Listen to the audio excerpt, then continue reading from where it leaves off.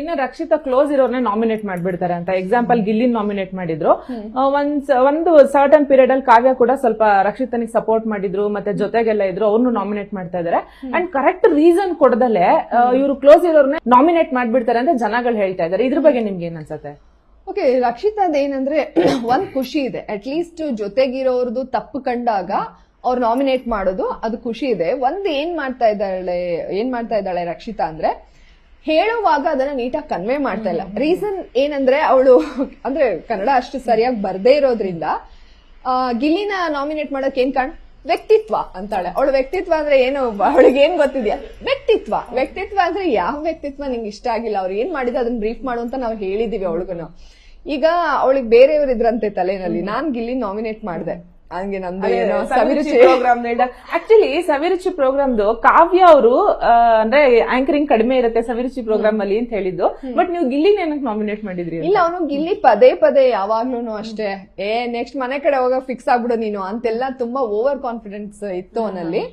ಆ ಟಾಪಿಕ್ ಬರೋದ ಕಾರಣನೇ ಗಿಲ್ಲಿ. ಅವನೇನ್ ಮಾಡ್ತಾನೆ, ನೆಕ್ಸ್ಟ್ ನಾವ್ ಆಂಕರಿಂಗ್ ತಗೊಂಡ್ಬಿಡವಾ, ನಾವಿಬ್ರು ಆಂಕರಿಂಗ್ ತಗೊಂಡ ಅಂತಿತ್ತ.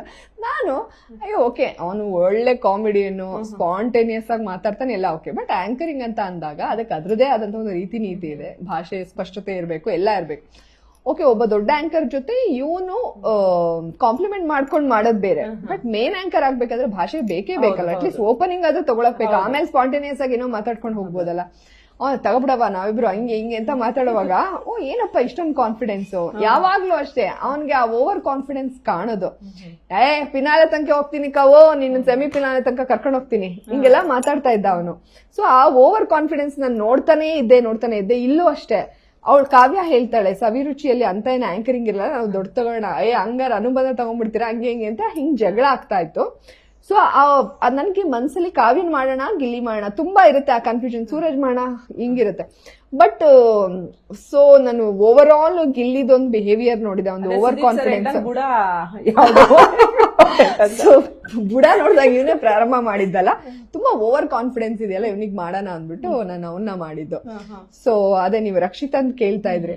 ಸೊ ಅವಳ ಜೊತೆಲಿ ಇರೋನ ನಾಮಿನೇಟ್ ಮಾಡೋದು ಖುಷಿನೇ, ಅವಳಿಗೇನೋ ತಪ್ಕೊಂಡಿರುತ್ತೆ, ಬಟ್ ಅವಳು ರೀಸನ್ ಕರೆಕ್ಟ್ ಆಗಿ ಹೇಳಲ್ಲ. ಅದೊಂದು ಈಗ ಜಾನ್ವಿ ಅಕ್ಕ ಹೇಳಿದ್ರಲ್ಲ, ನೀವು ಅವರ ಪ್ರೊಫೆಷನ್ಗೆ ಇದ್ ಮಾಡಿದ್ರೆ ಅದಕ್ಕೆ ಅಂದ್ಬಿಡ್ತಾಳೆ.